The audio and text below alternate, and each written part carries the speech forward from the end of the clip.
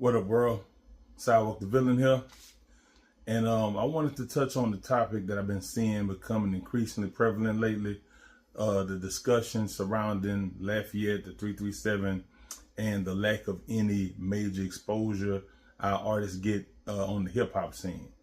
Because I've been hearing a lot of the same talking points circulating for a while now. And it's some things that I've observed in my 20 plus year career that I haven't really seen explored. And so I just wanted to chime in to give my unique perspective on the situation. So off the bat, one of the most common talking points I hear as it pertains to this topic is, people hating, lack of support, lack of unity, artists having big egos, that whole shebang, right? And while I'm not saying there isn't any merit to those assessments, two things. Number one, those things aren't inherently a 337 problem, because you can find those same problems in any city USA that has a hip hop scene, right? There are going to be people that hate. There are going to be people who don't support. There are going to be artists who have egos and stuff like that. So while that is a thing that takes place here, that also takes place everywhere. And I wanted to talk on some of the specific things I've noticed that pertains to just Lafayette and what's keeping us from getting any major exposure from our artists to just our whole hip hop scene as a collective. So one of the first areas that I want to speak on that I don't really hear brought up a whole lot is a lot of artists, rap artists in particular, in the 337 are self-taught. There isn't an abundance of highly successful rap artists here who have seen the ins and outs of the larger side of the industry that have been in a position to teach us and give us the game, right? Going all the way back to when I first got in the game in like 05, right? That's 21 years ago. And so we've all just been kind of figuring it out on our own. I personally don't know too many artists, if any, who are like well versed in like sound design and like real music composition. You know what I'm saying? Like we some of us are really talented producers, make beats, and some of us are dope rappers, and we'll write lyrics, but we pretty much just making it up as we go along. There is a formula to music, and none of us seem to really like have it. I look at it like a bingo card, kind of like everybody has something on their bingo card that is an asset, but I don't think there's any artist in Lafayette who has bingo, who has all the elements that's needed to break through. And when I say that, I don't mean like they don't have the qualities as an artist, but just nobody's figured out the sonic formula for what it's going to take to get that big push. Because at the end of the day, regardless of all the hating and lack of support, good music gonna speak for itself. And anybody in the industry will tell you there is a formula to making hit records and to making records that have mass appeal. We just don't know the formula. We've been spending decades trying to find the formula, because if any one artist ever did crack the formula, I have no doubt that they would take off. But we are in hodgepodge of artists that are all making the type of music that we are influenced by, right? Everybody's making what they're influenced by. And because Lafayette is unique in the sense that we don't have a cultural identity on the hip hop landscape, like historically, culturally, yes, we have an identity, but when it comes to hip hop, we don't have a cultural hip hop identity the way Baton Rouge has jig music, and Houston has screw music, and Atlanta has crunk and a bunch of other stuff, and Chicago has drill. Like, we never really developed a unique sound or unique style that's just for us. So as a result of that, you have all these different Lafayette artists who are making the music they're influenced by, because there are artists here who sound like Chicago people. There are artists who sound like Baton Rouge people.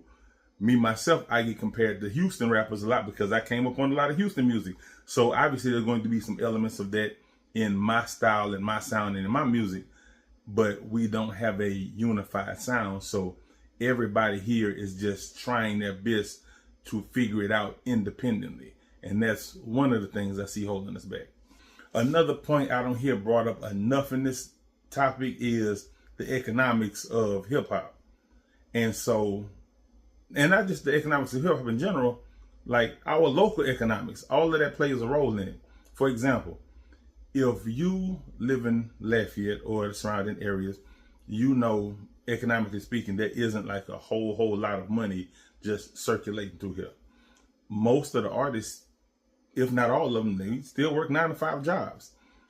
Maybe a couple of D-boys in the mix here and there, but for the most part, we working, right? And so if you're working in an economy that isn't known for like super high paying wages, and yet you have these passion projects you want to do off to the side that cost money. All right, cool.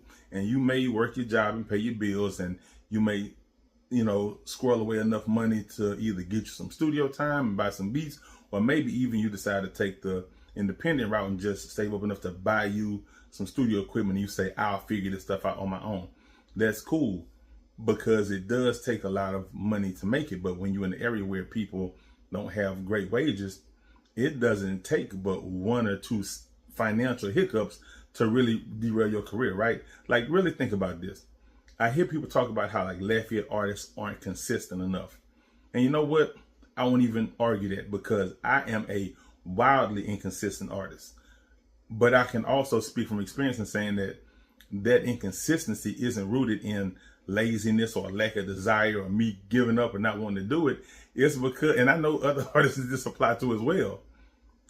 When you're working and you're taking what scraps you have left over financially to try to invest in your music career, and everything is exceedingly expensive, it becomes real difficult to make an impact, because as soon as something go wrong with your car, there go your studio budget. As soon as, you know, you face a health problem, there goes that money you were saving for that video shoot or that photo shoot or that promo ad you was gonna run on social media, right? Any slight financial hiccup in Lafayette is enough to derail the artist almost completely, if you think about it. And then when you think about the fact that a lot of people aren't very generous when it comes to sharing their resources and their connections, right?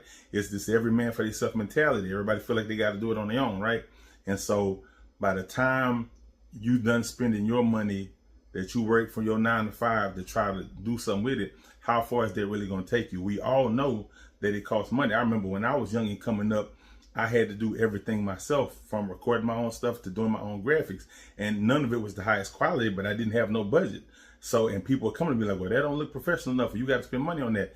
And yeah, but like, y'all trying to get rich off of people who don't have the money to pay y'all to get rich. Nothing was reasonably priced. Nobody understood the economics of, I can't charge these people industry standard prices because they don't have industry standard income.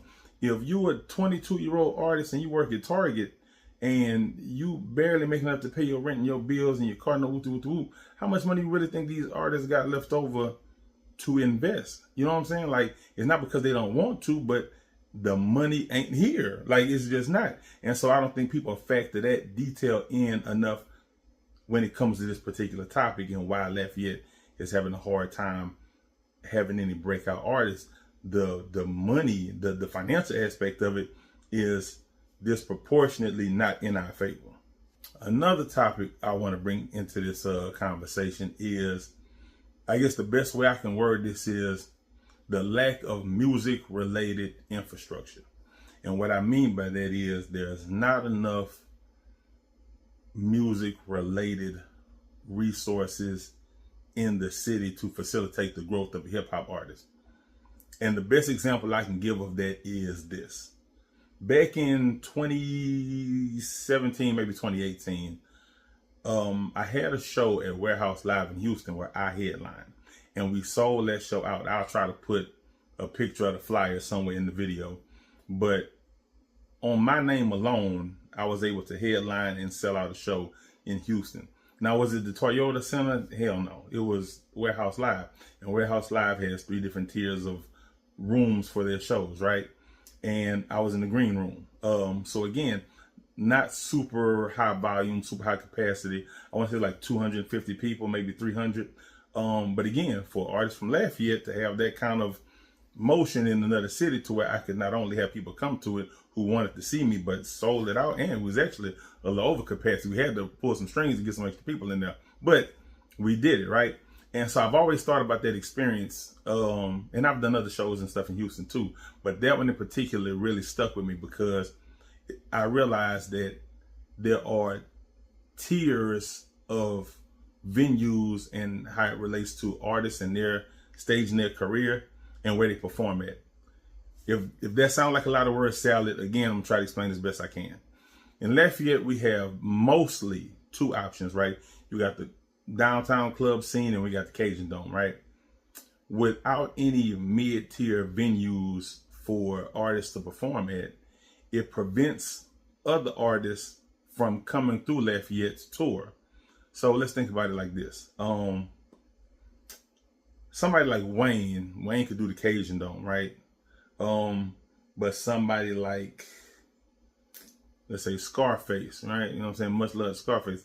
Scarface in this day and age probably wouldn't like do great at the Cajun Dome, but he's way too big to do a hole in the wall club downtown. So where do you go from there? And that ain't to take nothing away from spots like the District and Grant Street and all these other places like that. But I mean like legitimate year-round respected marquee venues that people can not only perform at but tour through. And why does this matter? Because if we don't have those type of venues, not only does it become harder for local artists to have platforms to perform at, but without bigger name artists touring through Lafayette to work with local artists to give them a platform to open up for them and to build those networking relationships and to have that experience, we are cut off from one of the major aspects of building a rap career, right? Think of it like this. Somebody like Hobson, right? Hobson isn't exactly mainstream, but he's a little more than underground, right? And then considering the type of music he make, if somebody said maybe this ain't the best environment for an artist like that, I wouldn't be mad at it. But let's just say it was, right? Because I know people here who are fans of his music, very talented artists. But where would he perform? Not big enough for the Cajun Dome, but way too big for downtown. So where would he go? And the same can be said for any number of artists. Think of Joyner Lucas, Logic, Abstract. You get the picture probably, assuming you know who any of these artists are. And if you don't, that's good too, because again, they exist right in the middle. These are all artists who are well above being just local artists or just regional artists. They still exist in underground capacity. They're not super major artists, but they're too big to be doing holes in the walls. But imagine if we did have a place like that. Not only could our artists have a more consistent place to perform at, but we could actually get some bigger name artists. Again, not big in the sense of major mainstream, but we could get some mid-tier artists who would actually come through Lafayette, tour through here, and give opportunity to some of my artists, because I'm willing to bet most rap artists of that caliber, if they planning a tour and it brings them through the Southeast United States, they're gonna hit New Orleans, they're gonna hit Baton Rouge, and after Baton Rouge, they're gonna bypass us all together, and next stop will probably be Houston. Like, really think about how many artists tour through Lafayette. Think about it, like for real, like not just the occasional big name artists at the Cajun Dome or the downtown hole in the wall clubs. I'm talking about, think about artists who really like tour through here. You're not gonna think of any, like, because they don't. We don't have that kind of we don't have those kind of establishments set up here. And if we did, that would be a major push in the right direction for us to get some recognition and give our artists a stage to shine on, literally and metaphorically. Another thing that I feel like holds us back as a collective is a lack of integrity in the local music scene too. And this is going to be a contentious topic, but it is what it is. There are too many instances in which artists put together platforms that are designed to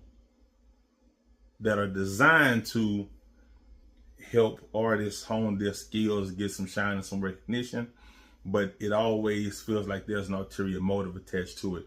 Contests where certain people win over others, or certain people who are in positions of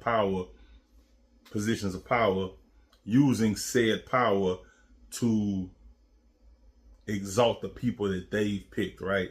I ain't gonna name no names, I won't name no platforms, because this ain't trying to about slandering nobody, dragging nobody through the mud, but it is meant to draw attention to the fact that there's a lot of bad business practices on the music side in Lafayette, and I've seen them firsthand. I've been seeing them for years.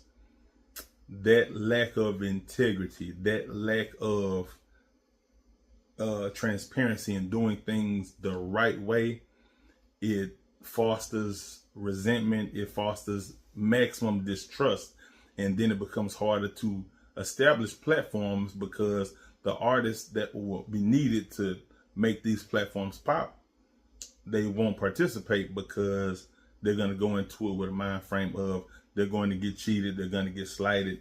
What's the point? That's a big problem. Like, that lack of integrity aspect would need to be corrected in order for us to see some forward momentum in this area. Like, if we ever gonna make a splash, we gotta start playing the game more fairly with each other, because there's just not a whole lot of that. And the last thing I want to talk on is just lack of information. Going back to what I said earlier about everybody in Lafayette really just trying to figure it out on their own, a lot of what it takes to make it is largely unknown to us, because we don't have the big dogs and the OGs who have had those experiences to reach back for us and pull us up. I come from a weird generation of Lafayette artists in which the artists that were coming up before me and my peers, they didn't want to look out for us. They did not want to reach a hand back for us.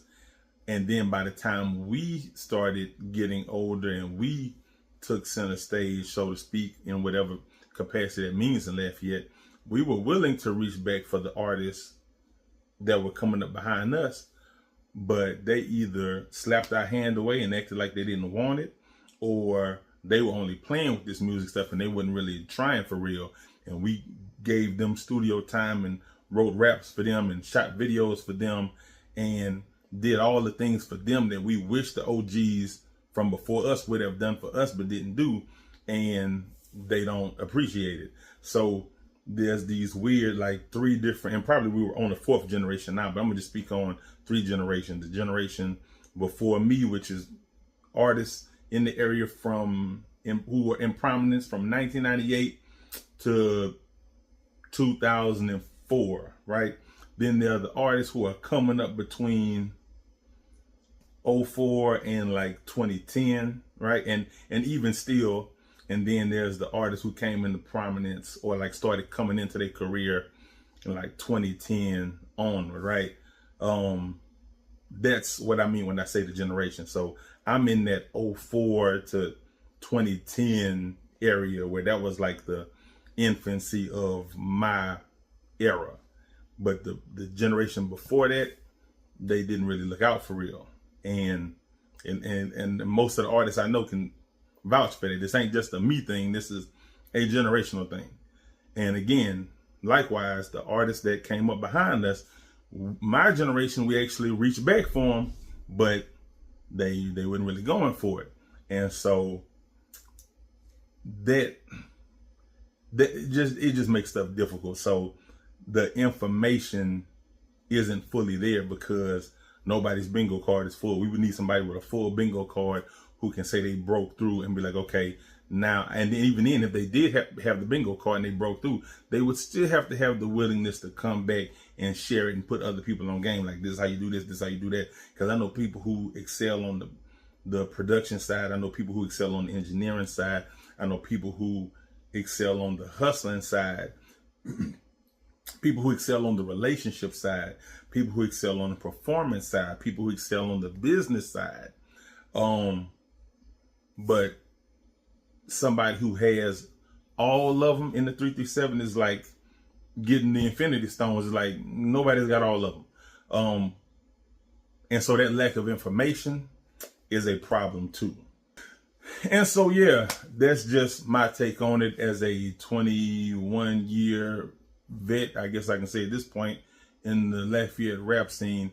These are some of the main things I've witnessed that also I didn't see come up enough as talking points for other people as to why the 337 is having a hard time gaining any relevance, maintaining any relevance, having any breakout artists, having any type of consistency as an area. And I'm pretty sure there's a bunch of like other reasons too, some probably more minded than others. But I just, for as long as this conversation has been going on, I've been hearing the same talking points over and over and over. And some of the things that I know for a fact that I personally see hold us back, that I've been seeing for years, never got spoke on. And I just figured I'd speak on it too. Again, I don't have no agenda. I don't have a proverbial dog in the fight. My reason for doing this is just because I want to be a part of the conversation that moves the Lafayette rap scene forward. I don't have a product to sell to you right now. This ain't to say go buy my album. This ain't to say, hey, give me some attention. This is just to say, like, if this is going to be a conversation that's just a hot talking point 1 minute and cool off the next, then I could have done without this video. But for anybody who's like really interested in like solving this problem and like really putting their heads together so this can be the starting point of a positive paradigm shift for Lafayette rap, then I'm all for that. I would say that's my agenda. So that's it. That's all from me, Sidewalk the Villain.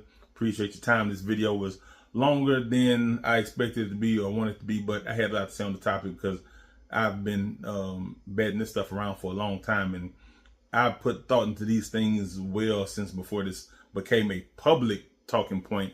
But now this is a public talking point. I figured, why not, throw my knowledge and expertise out there. So that's it for me, y'all. Deuces.